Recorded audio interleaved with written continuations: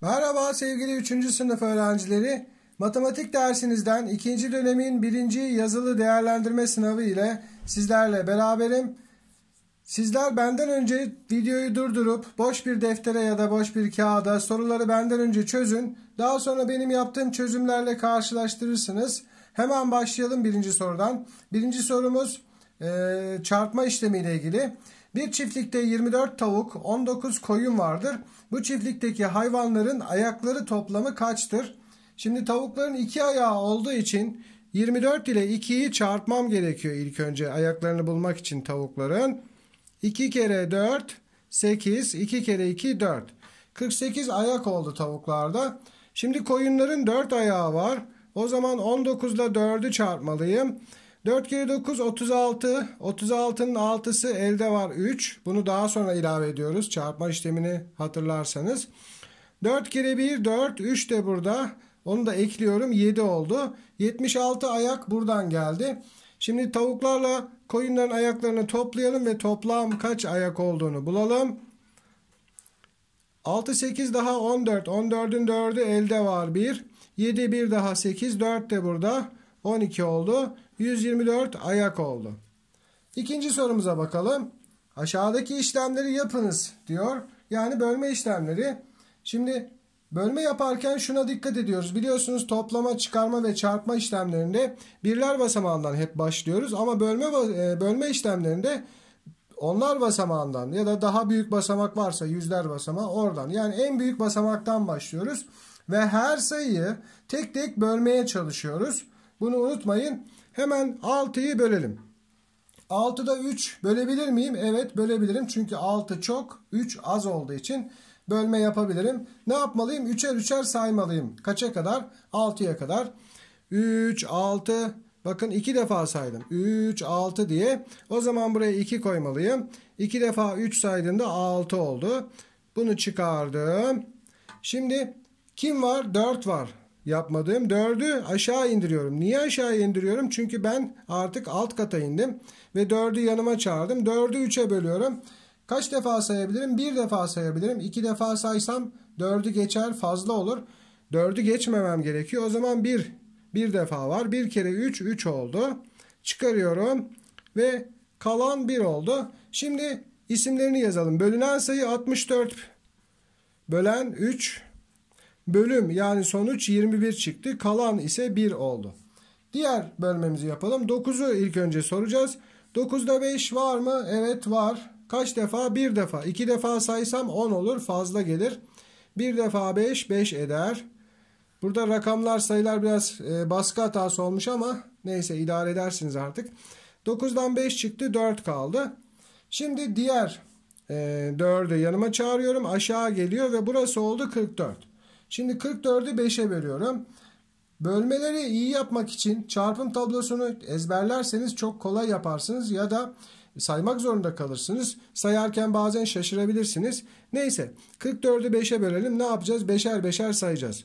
Şurada nokta koyarak sayıyorum. Çünkü parmaklarla sayarken karıştırabilirsiniz. 5, 10, 15, 20, 25, 30, 35, 40, 45. Ne oldu? Fazla saydım değil mi sevgili öğrenciler? Demek ki 44'ü geçmemem lazımdı. Yani şu son saydığım noktayı saymamam gerekiyor. Kaç defa saymış oluyorum? Noktalarımı saydım 8 defa. 8 kere 5 40 eder. Ve 4 kaldı. Şimdi bölünen 94, bölen 5, bölüm 18 ve kalan 4 oldu. 45'i 5'e bölüyoruz. Şimdi yine sayımız kaymış. Hatta şu sayıyı şuradan silelim. Şuraya getirelim. Biraz uzak olmuş. Baskı hatası olmuş. Evet. Şimdi ilk önce 4'ü soruyorum. 4'te 5 var mı? Yok. Bölemiyorum. Çünkü 4 az. 5 çok. O yüzden bölme yapamıyorum. Şöyle düşünebilirsiniz. 4 tane şekerim olsa 5 çocuğa paylaştırmak istesem paylaştıramam. Çünkü şekerlerimin sayısı yetmez. 4'ü 5'e bölemedim. O zaman ne yapacağım? İkisini beraber soracağım. 45'te 5 kaç defa var? Hemen sayalım. 5, 10, 15, 20, 25, 30, 35, 40, 45. Kaç defa oldu? 9 defa. 9 nokta koydum. 9 kere 5, 45. Sizler isterseniz parmaklarınızla sayabilirsiniz. Ben nokta koyarak yapıyorum. Daha kolay oluyor. Parmaklarla sayarken bazen karışıyor çünkü. Bölünen 45. Bölen 5. Bölüm 9 oldu. Yani sonuç kalan 0. 71'i 7'ye bölüyoruz. Yine şunu yakına getirelim şuraya. Burada uzak kalmış. Hemen bölelim. 7'de 7 var mı? Evet, bir defa var. 1 kere 7 7. Şimdi şuna dikkat edin sevgili öğrenciler. 1'i aşağı getiriyorum ve getirdiğim sayıyı muhakkak sormam gerekiyor. 1'de 7 var. Ha, şunu da söyleyebilirsiniz. Öğretmenim 7'den 7 çıktı 0. Bu 0'ı niye sormuyoruz diyebilirsiniz. Sevgili öğrenciler, buradaki 0 çıkarma işlemi yaptığım için geldi aşağıya. Ama bir sayısı kendiliğinden geldi. O yüzden kendiliğinden aşağı indirdiğim zaman sormam gerekiyor. Ama çıkarma işleminden gelen sıfırı sormak gerekmiyor. 1'i aşağı indirdim. Şimdi bu 1'i soruyorum. 1'de 7 var mı? Yok. Bölemiyorum. Eğer yoksa buraya ne yapıyoruz? 1 0 koyuyoruz. Çünkü yok demek. Ve böylece bölme işlemini tamamladım. Bölünen 71. Bölen 7. Bölüm 10. Kalan 1 oldu. Bunu yaptıktan sonra 3. soruya bakalım. Ali'nin 72 tane hikaye kitabı vardır. Ali kitaplarını 3 arkadaşına eşit şekilde paylaştırırsa bir arkadaşına kaç kitap düşer? Ne yapacağız? Bölme yapacağız yine. 72'yi 3'e böleceğiz. 7'de 3 sayalım. 3, 6 2 defa var. Evet, 2 kere 3 6 oldu. 7'den 6 çıktı, 1 kaldı. Şimdi 2'yi aşağı indiriyorum. Burası oldu 12. 12'de 3 kaç defa alabilir? Sayalım. 3, 6, 9, 12. 4 defa var. 4 kere 3, 12. Ve böylece 24 kitap düşüyormuş bir öğrenciye. Bir arkadaşına. 4. Veli 4 günde toplam 84 sayfa kitap okumuştur. Her gün eşit sayıda sayfa okuduğuna göre 23 günde kaç sayfa kitap okumuştur? Şimdi Veli 4 günde 84 sayfa okuduğuna göre ilk önce bir günde ne kadar okuyabiliyor onu bulmam gerekiyor. Yani 84'ü 4'e bölmem lazım. 8'de 4 2 defa var. Bakın 4, 8 2 defa çıkıyor. Yapıyorum bunu. Şimdi 4'ü aşağı indiriyorum. 4'te 4 bir defa var. 1 kere 4 4. Demek ki her gün 21 sayfa okuyormuş. Henüz sorumuz bitmedi. Diyor ki 23 günde kaç sayfa okur? O zaman 23 ile 21'i çarpmam lazım. 1 kere 3 3, 1 kere 2 2. Şimdi sıra bunda. 2 kere 3 6, 2 kere 2 4. Ve böylece bölme işlemini, çarpma işlemini bitiriyorum. 3 aşağıya, 2 6 daha 8, 4 aşağıya. Demek ki 483 sayfa kitap okuyormuş. 5. sorumuz, aşağıda verilen kesirlerin okunuşunu 2 türlü yazınız diyor. Hemen yazalım. Şöyle okuyabiliriz. 5'te 3 olarak okuyabiliriz. 5'te 3. Ya da 3 bölü 5 diye de okuyabiliriz. Böyle okuduğumuz zaman da doğru okumuş oluruz. Böyle okuduğumuz zaman da doğru okumuş oluruz. 2 çeşit okuyabiliyoruz. 8'de 4. 8'de 4 ve 4 bölü 8. Bu şekilde de okuyabiliriz. 3'te 2. 3'te 2. Güzel yazamadım. Ve 2 bölü 3 diye yazabiliriz. Okuyabiliriz. 7'de 5. 7'de 5 ya da 5 bölü 7 diye okuyabiliriz. Şimdi diğer soruya bakalım. 6. Aşağıda okunuşu verilen kesirleri rakamla yazınız diyor. 4 bölü 10. Şöyle olması lazım. 4 bölü 10. 5'te 3. 5'te 3. 2 bölü 5. Evet, böyle yazılıyor. 7'de 2. 2 bölü 4. Ve bunu da yaptıktan sonra diğer sorumuza bakalım. Aşağıda verilen kesirlerin şeklini çiziniz diyor. Şimdi böyle sorularda sevgili öğrenciler öğretmeniniz size sorabilir. İlk önce paydaya bakacağız. Bakın paydada 5 var. O zaman bir pastayı 5'e kesmem gerekiyor. Hemen şöyle bir pasta yapalım. 1, 2, 3, 4 ve 5. Biraz güzel çizemedim ama 3 tanesini boyamamız lazım veya tarayalım şöyle. İşte böyle. 4'te 1. Hemen şöyle yapalım. 1, 2, 3 ve 4. Eşit olsun diye kapatmadım kutuyu. Sonradan kapatıyorum. Böylece daha eşit yapmaya çalışıyorum çizerken. Bir parçasını boyayacağız. Çünkü yukarıda 1 var. 6'da 2. Şimdi 6 parça yapmam lazım. 1, 2, 3, 4, 5 ve 6. ile yapıyorum. 2 tanesini tarıyorum. Ay fazladan oldu. Kusura bakmayın. 2 tane tarayacaktım. Şurası yani. Burası taranmayacak. Daldım gidiyorum yani.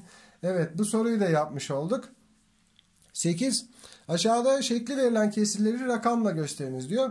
Şimdi böyle sorularda da ilk önce şeklimizin hepsini kaça kesmişler ona bakıyoruz. Bakın 1, 2, 3, 4, 5, 6, 7, 8'e kesilmiş. Paydaya 8 yazmalıyım. Kaç tanesi boyanmış? 2 tane. O zaman yukarıya 2 yazacağım. 8'de 2 olacak. Peki bu kesir hepsi 4'e kesilmiş. 2 tanesini boyamışlar. 2 yazacağım. Buradaki bütünümüz hepsi 3'e bölünmüş ve bir parçası boyanmış. 3'te 1. Son kesrimiz bakıyorum 1, 2, 3, 4, 5'e ayrılmış ve 3 tane boyanmış. Bu şekilde gösterebilirim. Aşağıdaki şekillere ait birim kesirleri altlarına yazınız diyor. Şimdi birim kesir neydi sevgili öğrenciler? Kesirlerde bir kişinin yediği miktar ya da bir pastada bir kişinin yediği miktar birim kesirdi. Ya da boyandıysa bile boyanan bir parçayı yazmamız lazım. Şimdi ilk önce bütünümüzün hepsini sayıyorum. Şuradan boyananlardan başlayayım. 1, 2, 3, 4, 5, 6, 7, 8, 9, 10, 11. 11'e kesilmiş. Ve birim kesir bir parça yani sadece şurası. O zaman 1 yazmalıyım buraya. 11'de 1 oldu. Peki bu kaça kesilmiş? Bakın 4, 8'e kesilmiş. Paydamız 8. Birim kesir bir kişinin yediği olduğu için 8'de 1. Burası kaça kesilmiş? Bakalım tam güzel çizgiler gözükmüyor olabilir. 1, 2, 3, 4, 5, 6, 7, 8, 9'a kesilmiş. Paydamız 9. Bir kişinin yediği bir parça 9'da 1. Bu şekilde birim kesirleri yazmış olduk.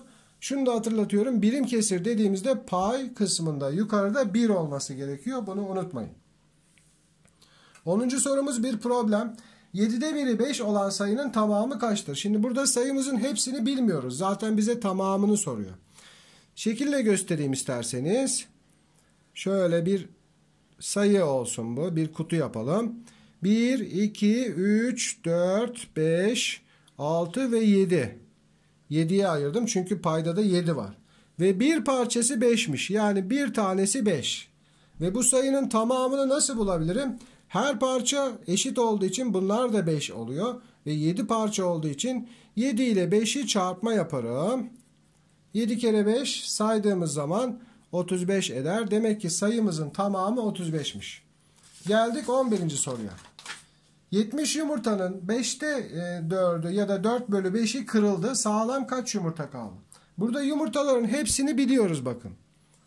Ve bu yumurtaları 5'e ayırmışlar. 5 parçaya ayırmışlar. Daha doğrusu 5'e bölmüşler. 4 tanesi, 4 parçası kırılmış. Biz de 70'i 5'e bölmeliyiz.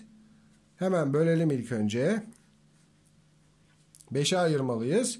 7'de 5 bir defa var. 1 kere 5 5. 2 kaldı. Yukarıdan 0'ı indirdim. 20 oldu. 20'de 5 5 10 15 20. 4 defa var. Ve bir parçası 14. Ama 4 parçası kırılmış. O zaman 14 ile 4'ü çarpmalıyım. 4 kere 4 16. 16'nın 6'sı elde var 1. 4 kere 1 4 bir de elde 5. 56 yumurta kırılmış. Sorumuz yine bitmedi. Sağlam kaç yumurta kaldı diyor. O zaman yumurtalarımız 70 taneydi. 56'sı kırıldığı için çıkarıyorum. 0'dan 6 çıkmaz, komşudan aldım 10. 10'dan 6 çıktı. 4 kaldı. Burada 6 kaldı. Çünkü birini komşuya verdik. 6'dan 5 çıktı 1. Demek ki 14 sağlam yumurta kalmış. 12. 92 sayısının çeyreğinin 19 eksiği kaçtır? Şimdi bir şeyin çeyreğini nasıl buluruz sevgili öğrenciler? Bir bütünü 4'e ayırırız değil mi? Şimdi yarısını bulmak istesek 2'ye keseriz. Çeyreğini bulmak istersek 4 parçaya ayırırız. O zaman 92'nin çeyreğini nasıl bulurum? 4'e ayırırım. Yani 4'e bölerim. 9'da 4 2 defa var. 4, 8. Başka sayamıyorum. Bir daha saysam fazla olur. 2 defa saydım. ve 2 yazdım. 1 kaldı. 9'dan 8 çıktı, 1 kaldı. 2'yi aşağı indiriyorum. Oldu 12. 12'de 4. 4, 8, 12 kaç defa oldu? 3 defa. Evet, çeyreğini buldum. Bakın 23 çıktı. Bir de devamı var. 19 eksiği. Çeyreğinin 19 eksiği. Yani 23'ten 19'u çıkarmalıyım. 3'ten 9 çıkmaz. Komşudan aldım 13. 13'ten 9 çıktı. 4 kaldı. Komşuda 1 var. 1 kaldı. Komşu diğerine vermiştik. 1'den 1 çıktı. 0. Cevap 4 oldu. Aşağıda verilen kesirleri sayı doğrusunda gösteriniz diyor. Şimdi sayı doğrusunda gösterirken şuna dikkat edelim.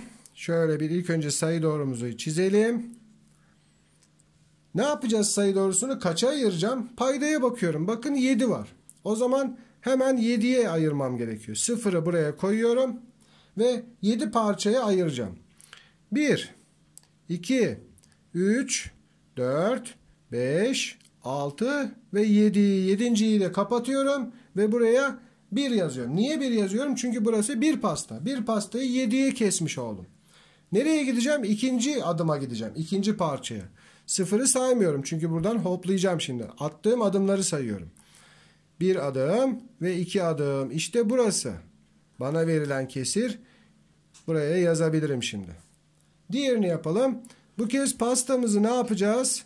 8'e keseceğiz. Bakın paydamızda 8 var.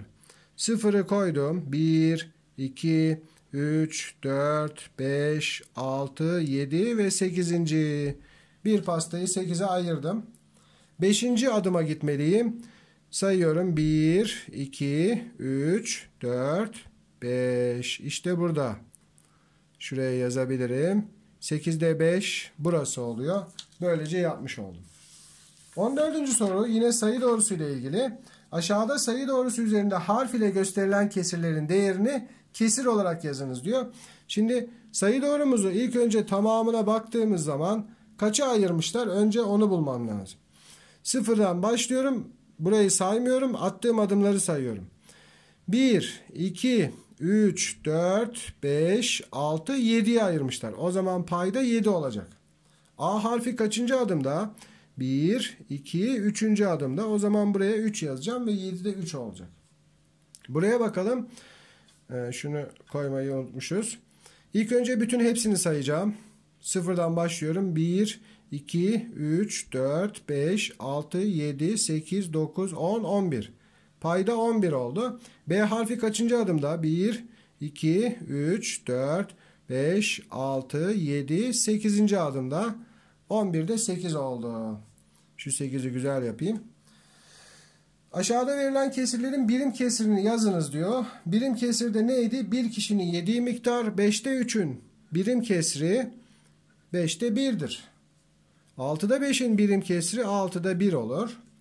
4'te 2'nin birim kesri de 4'te 1 olur. Bu şekilde yazdık. Kolay bir soruymuş. 16. Aşağıda verilen saatlerin öğleden önce ve öğleden sonraki okunuşlarını yazınız diyor. Şimdi saatleri yazarken ilk önce akrebi yazmalıyız. Akrep şu kısa olan, kırmızı renkte olan o saat bölümü. Bu da dakikalar bölümü. İlk önce akrebi yazıyoruz. Bakın burada sizi şu saat yanıltabilir. Akrep 4'e doğru yaklaşmış ama tam 4'e gelmemiş. Nereden anladım? Bakın tam 4 olsaydı yelkovan 12'ye doğru olurdu. Daha yelkovan 12'ye kadar gelmemiş. O zaman bu akrep 4'e ulaşmamış. 3'ü geçmiş ama 4'e varmamış. O yüzden ben buraya 3 yazmalıyım. Neden? Çünkü 4'e gelmedi. Hatta başına 03 diye de yazılır bazen. Şimdi saati yazdım. Saatimiz 3. Kaç dakika geçmiş? Şimdi yelkovanı sayacağım. Her rakamın arası 5 dakika oluyor. 12 olan noktamız aynı zamanda 0 noktası. Buradan 5'er 5'er sayıyorum. 5, 10, 15, 20, 25, 30, 35, 40. Saatimiz 3.40. Tabii öğleden önce. Peki öğleden sonra olduğunda ne olur? Öğleden sonraki saatlerde biliyorsunuz 12'den sonra 13, 14, 15 diye gidiyor. Yani 12'nin üzerine ilave ediyoruz. Bakın burada 3 olduğu için 12 ile 3'ü topladığım zaman zaten 15 olur. Dakikalar aynı oluyor. Öğleden sonra da 15.40 oluyor saatimiz. Diğerine bakalım. Akrep 8'i geçmiş. 9'a gelmemiş. O zaman 8 yazmalıyım. 08 nokta. Yelkovan 5, 10, 15, 20, 25 geçiyor. Şimdi öğleden sonraki zamanı yazacağız. 12'den sonra ilave edeceğim için 12 ile 8'i topladığım zaman 12, 8 daha 20 eder. 20 dakikalar aynı. 20-25 olur. Şu saate dikkat edin. Akrep şimdi ne zaman başlıyor? Öğleden önce gece yarısı başlıyor değil mi saatlerimiz? Burası 0 olarak düşünüyoruz. Sonra 1 oluyor, 2 oluyor, 3 oluyor, devam ediyor. Şu anda 0'ı geçmiş ama 1'e gelmemiş. O zaman saati 00 yazmalıyım. Kaç dakika geçmiş Yelkovan? 5. 05. Saatimiz 00:05. Peki öğleden sonra olduğunda 12'yi geçmiş ama 13'e gelmemiş henüz. 12:05 oluyor. Böylece yazmış olduk ve geçiyorum dakikaların dönüşümlerine, saatlerin dönüşümlerine. 1 saat kaç dakika? 60 dakika. Yarım saat 60'ın yarısı 30. 30 dakika. Çeyrek ise 60'ı 4'e bölmemiz gerekiyor. 4'e böldüğümüz zaman 15 dakika oluyor. Peki 2 tane çeyrek saat 15, 15 daha ne yapar? 30 eder. 30 dakika demektir. 2 tane yarım saat kaç dakika diyor. Şimdi yarım saat 30 dakika olduğuna göre 30 ile 30'u toplarsak 60 dakika olur. 2 tane yarım saat 60 dakika oldu. 2 tane çeyrek saat ve 2 tane yarım saat. Şimdi 2 tane çeyrek saat 30 olmuştu. Burada var zaten. 2 tane de yarım saat 60 olmuştu. 60 ile 30'u toplarız. O zaman ne olur? 30 yazacaktım. Ben hemen cevabı yazıyorum. 90 oldu. O zaman buraya 90 dakika yazacağız. 1 saat 40 dakika. 1 saat 60 olduğuna göre 60 ile 40'ı toplarız. 100 dakika olur. 2 saat 50 dakika. 2 saat şimdi onu bulalım. 60 60 daha ya da bunu çarpma yaparak da bulabiliriz. Ben toplamayla yaptım. 120 dakika. Bir de 50 dakikamız var. 120 ile 50'yi topladığımız zaman 170 dakika oldu. 85 dakika kaç saat kaç dakika olur? 85 dakikadan 1 saati çıkaralım önce. 85'ten 60 dakikayı çıkaralım. 25 kaldı. 1 saat oldu. Kalan da 25 dakika. 1 saat 25 dakika. Şimdi 100 dakika. 100 dakikadan 60'ı çıkaralım. 1 saati çıkaralım. Evet, ondan 6 çıktı 4. 1 saat oldu 60 dakika ve 40 dakika arttı. 1 saat 40 dakika oldu. Geldik şıklı sorularımıza. 18. soru, yukarıdaki kesir modeliyle ilgili ifadelerden kaç tanesi yanlıştır diyor. Şimdi kesrimize bakın. Bütünümüz kaça kesilmiş? 4, 8, 12, 16'ya kesilmiş. Şuraya yazalım. Paydamız 16. Kaç tane boyanmış? 4, 8 tane. 16 da 8. Kesir 8 eş parçaya ayrılmıştır diyor. Bu yanlış işte. Şuraya bir eksi koyalım. Kesrin paydası 16'dır. Bu doğru. Kesrin payı 8'dir. Doğru. Kesrin okunuşu 8'de 16'dır diyor. Yanlış. 16'da 8 diye okunur. O zaman 2 tanesi yanlış. Bizde de zaten kaç tane yanlış diyordu? A şıkkı olacak cevap. 19. 64'ün 8'de 3'ü üçgensel bölge sembolüyle 56'nın 8'de 5'i karesel bölge sembolüyle gösterilmektedir. Yukarıda verilen bilgilere göre üçgensel bölge ile artı karesel bölge işleminin sonucu kaçtır? Şimdi 64'ün 8'de 3'ünü bulalım. Yani 64'ü 8'e bölelim önce. Bakın paydamızda 8 var. Şimdi 8'er 8'er sayacağız 64'e kadar. Ama ne demiştim videomun başında? Çarpım tablosunu bilenler kaç kere kaç, yani kaç defa 8 64 eder? 8 kere 8 64 eder. Hemen bilirler. Ve böylece kolay bulurlar. Öbür türlü ne olacaktı? 8'er 8'er sayacaktık. 8, 16, 24, 32, 40, 48, 56, 64. Bakın ne oldu? Arada ben bile takılıyorum sayarken. O yüzden çarpım tablosunu bilirsem hemencecik yaparım. 8'e böldüm. 3 parçasını bulacağım. 8 ile 3'ü çarpıyorum.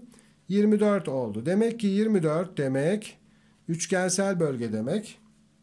Bunu bulduk. Şimdi karesel bölgeyi bulalım. 56'yı 8'e böleceğiz bu sefer. Yine 8'er 8'er saymak lazım. Çarpım tablosunu bildiğim için 7 kere 8 56 biliyorum. Buldum. 8'e böldüm. Şimdi 5 parçasını bulacağım. 7 ile 5'i çarpıyorum. 35. Bu da karesel bölge oldu. Bunları toplayın diyordu bize değil mi sorumuz? 35 ile 24'ü topluyorum. ve cevabı buluyorum. 9, 59 oldu cevabımız. Bu son sorumuzdu sevgili öğrenciler. Her zaman olduğu gibi sizlere iyi çalışmalar, derslerinizde başarılar diliyorum. Hoşça kalın.